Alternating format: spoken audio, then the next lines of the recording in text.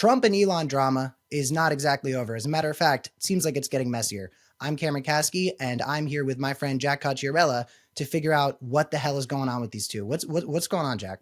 So do you remember the Trump-Elon civil war drug Epstein mess of about 2 weeks ago that feels like somehow 9 months ago? Yeah, that was before Trump started sending, the army after Americans, but it's still pretty memorable seeing as someone he was just working with, like besties, did accuse him of being on Jeffrey Epstein's pedophile list.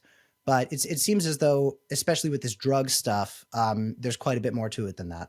Yeah, there is. And it's not just Donald Trump and Elon anymore. Apparently now this is a drug-filled ICE raid love triangle of angry response posts after breakups that includes Stephen Miller. He completes the triangle. And there's a lot going on in this story, but it starts with a couple of posts. Obviously, we know the first one being from the New York Times, sharing that Elon on the campaign trail and then ostensibly in the White House was carrying around his little bag of goodies. He was popping pills all the time. He couldn't pee because of it. Donald Trump was asked about this in the wake of their breakup. And as it looked like they might have been making up just a little bit, he said, no, I don't know anything about the drugs, even though behind closed doors, he was calling him a drug addict, calling him weird. And where this all starts to really unravel and bring in the Stephen Miller of it all is when Elon Musk recently just posted on Twitter talking about his rocket launch or landing or whatever's going on with our tax dollars at SpaceX. No kings, just men. Now, this was also after Donald Trump's No Kings protest in response to him.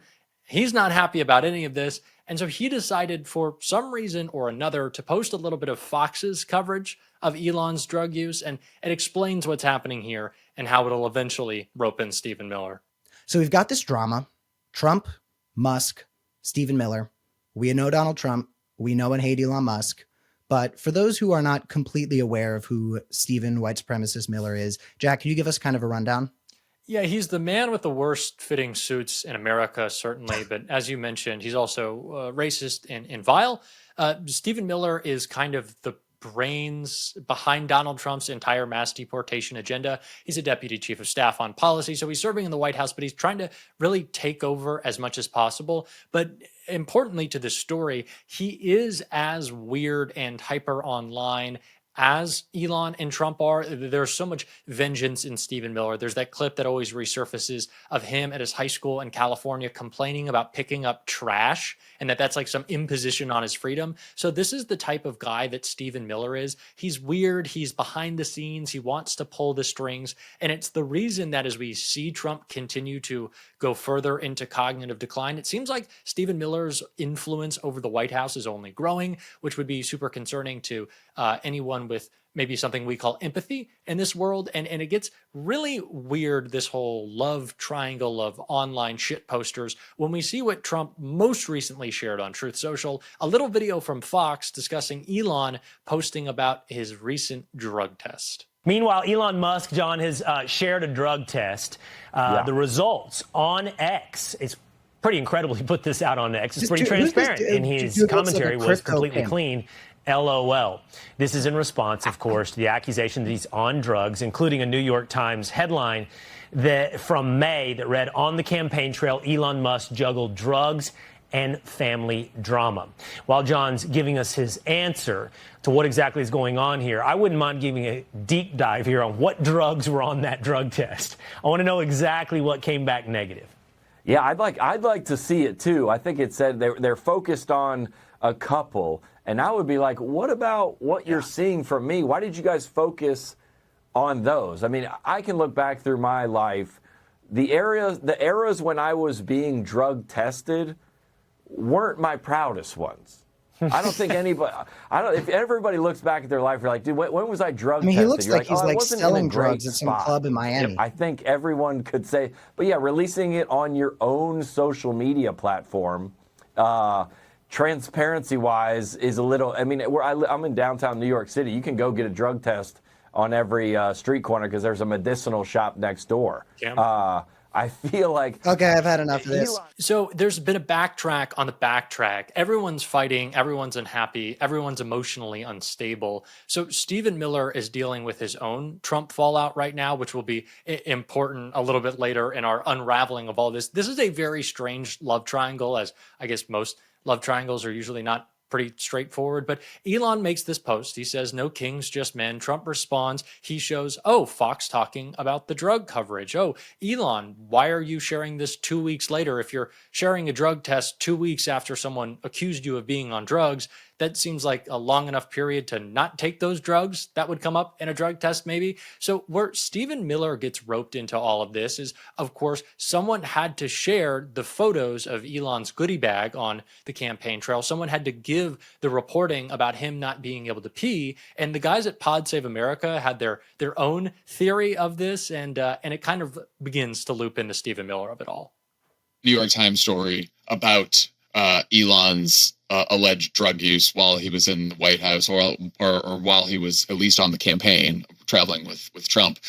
Early on, it talks about how he's campaigning with Trump, and the New York Times got a picture of his pill bottle that has like 20 random pills in it, and Adderall and a bunch of other stuff, and there's the ketamine stuff, and it's like sourced to people familiar, but the way that it's written, I'm like, who would have given that to the New York Times, including a picture of the pillbox that he travels with? And I'm like, I don't know. He was with all the Trump people during the campaign. So maybe he suspects, at least, who knows if it was or not, maybe he suspects that it was White House people who fucked him on that story. Can I try a different theory here? Maybe that's right. I appreciate you getting out the red string for this. Thank you. Maybe Stephen Miller. Maybe Stephen Miller. What's Miller's beef with Elon? Miller's beef with Elon, besides the fact that Elon stole his wife, is that he, for a long time, was the only one out and about as loudly as possible going to war with him over Trump's budget bill, right? So Elon was mad about the tariffs, then he was mad about the budget bloat. They threw Stephen Miller out to be the attack dog on this because Carolyn Levitt was a little skittish with everything. I just don't think that she could use the full force of the White House to respond to it. So Stephen Miller is the one going after Elon. They have the beef. He gets cucked. We saw that post from the Democrats of, the little Stephen Miller cuck chair. And so he has lots of different reasons to be mad at Elon. But at the same time, he's also trying to fix his relationship with Trump. And that's where we start to see this backtracking. Again, all this backtracking is happening. No one can do anything for an extended period of time without completely changing their mind. And what we see right now is that Donald Trump has decided, at least for a 24-hour period, that there would be no more ICE raids on hotels, no more ICE raids on farms. And that's because a couple of his billionaire buddies called him and said, Donald, we can't do this anymore. We're losing all this business. We're losing employees. We can't run our stuff. And the only time Donald Trump's ever going to respond to a crisis is if it's a crisis brought forward by a billionaire. But of course, that's Stephen Miller's main deal, right? Ripping families apart and attacking hardworking people who came to this country for a better life. That's his bread and butter. That's where Stephen Miller has his fun. So he's pissed about that, obviously, and he's got to find some way to get into Donald Trump's good graces. So now it's being suggested that Stephen Miller might be saying, hey, Donald, let's maybe bring that drug scandal back with Elon. Maybe we just try to give him a new distraction because Stephen Miller is facing the fire of Donald Trump, mad that his immigration plan is failing. He's not hitting his quotas. His billionaire buddies are bad, and they're mad at him. And also everything that's happening in LA is a complete embarrassment. Racist immigration stuff seems like a bigger wedge in MAGA world than some people might treat it like it is. I remember the first big infighting from MAGA in this new administration, or maybe right before, was about the H-1B visas and how a lot of the Trump racists were saying we need to get the Indians out of this country. And Elon Musk came in and was like, yeah, no, we're not fucking doing anything about the H-1B visas. And Trump went with Elon on that one. So are we saying that Stephen Miller is taking the racism that is so important to how Trump gains his popularity and saying, hey, man, let's double down on that. Let's throw Elon under the bus again and make this even worse. And I guess my other question is like, how aware do you think Trump is that this messy triangle is happening? Do you think that if Miller is trying to play him against Elon, Trump is aware of this? Well, that might be the most important part of this story. Again, there's just so many layers to how weird this is when you get the worst and strangest people involved. But new reporting is continuing to come out with how displeased Trump is with Stephen Miller. Last night, we saw that he's begun calling him Weird Stephen, like he's given a nickname to his own guy, which I think is like a pretty fitting nickname. But his immigration policy, the one thing that he's always said he thought was the reason he won the election, is losing popularity. It's underwater more so by the day. So Stephen Miller is trying to salvage it at the same time as Trump is pissed with him. But we also see Stephen Miller kind of trying to cement himself in this White House and maybe take over, because that exact same reversal on policy that I was just talking about, Trump saying, we're not going into hotels, we're not going into farms. Well, they've reversed on the reversal, right? So Stephen Miller is now going around Trump and saying, no, we are going to continue to be as racist as possible. So it's kind of suggestive not only of a White House in turmoil. Trump really doesn't care what he's doing or know what he's doing. He's just upset and shit posting about his breakup with Elon and his ketamine use, but that everyone else is kind of running the show and power is up for grabs. So it just kind of goes to suggest, of course, all the problems with Elon, all the problems with Stephen Miller. But what are the problems with Trump that Stephen Miller can just usurp power on his most important platform and unilaterally just make decisions as he pleases? Well, shit. And I'm sorry, obviously, I was going to ask who wins in all of this. Trump is always going to win in MAGA infighting world. But between Elon and Stephen Miller, do you think Elon is going to come crawling back in a substantial way at any point?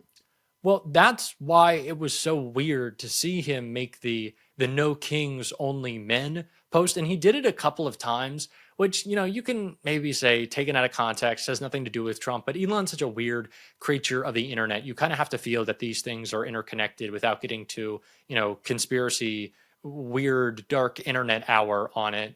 Do I think Elon comes back groveling? It seems like he kind of wants to, but Trump posting about his drug use is kind of a suggestion that it doesn't. And the weirdest thing about that clip is that you really didn't know which direction Fox was trying to take it. Will Cain was kind of making fun of the fact that Elon was saying, or it was said about Elon that, well, why are you doing this 2 weeks later? And that if you even have to share a drug test, you're clearly not necessarily winning in life. So I think the Trump is still effect. Pissed. Yeah, like all you're doing is reminding us how much of because nobody's going to fucking trust what Elon says. Nobody likes Elon. Except for, people who still own NFTs at this point. And that was the reporting after the initial New York Times story that came out, that because Elon's companies take billions of dollars from the government, all of his employees are subject to drug tests. It has to be a drug-free workforce. But Elon Musk was able to escape that because they would be telling him when those drug tests were coming for him, and he could, lay off the sauce for a little bit, which is exactly what he did, responding to this weeks later, just kind of only further cementing this idea that he's kind of whacked out on whatever it is all the time. So right now we've got Miller v. Elon, Trump v. both of them. And we don't exactly know how it's going to end, but let's say Stephen Miller comes out on top. Do you think it's through reminding everybody in MAGA world that it's like, hey, it is really bad for the economy for us to have this disastrous immigration policy, but let's remember that racism. Hey, those brown guys, they don't seem to like it that much. No, I think Stephen Miller ultimately finds a better way through this than Elon could, because he knows when to kind of fall back into the shadows. But if he's reversing course on Donald Trump's reversal, doesn't that just kind of tell us that this is a guy with a brain more broken than ever, and he's happy to cede any sort of control because he's just too lazy, dumb, or inept at this point? That's kind of my takeaway, is that it just seems like power is up for grabs in the White House at the time that Elon leaves, so he's got to be pretty pissed about that. But Stephen Miller is doing his best to navigate it and trying to keep any favor with Trump by telling him to shit on Elon. I mean, there's so much conversation about, dementia-ridden Joe Biden having dark operators behind the scenes, truly running the White House and everything. And it's like, with Trump, that is so blatant that I feel like because of how obvious it is, people don't talk about it enough. Because when you say Trump's kind of losing it, and obviously these shadow operators, some of whom in front of the scenes, some of whom behind the scenes, are really calling the shots with him, it's such a duh. Like, it was the same thing with Trump being in the Epstein files. Like, I was so surprised that Elon sent that tweet until I was like, wait a second. Elon and Trump having a messy breakup, that was totally expected. Yep. Donald Trump being in the Epstein files, everybody kind of knew that. Like it was, we had that understanding since like right when that story broke that Trump is pretty much definitely in the Epstein files. So the fact that that was such a shock to everybody, it makes sense just because it was like, oh, here's a reminder of just how fucked everything is. But also, what was really the shocking part? So yeah, a lot of Trump drama is definitely juicy, definitely obvious. And Miller versus Musk versus Trump doesn't seem good for MAGA, although Donald Trump will normally come up on top of these people. Jack, thank you so much for joining us. And I suppose we'll have to talk about this again soon. Unfortunately, we will, but at least we'll have fun. Hell yeah. See y'all soon, gang.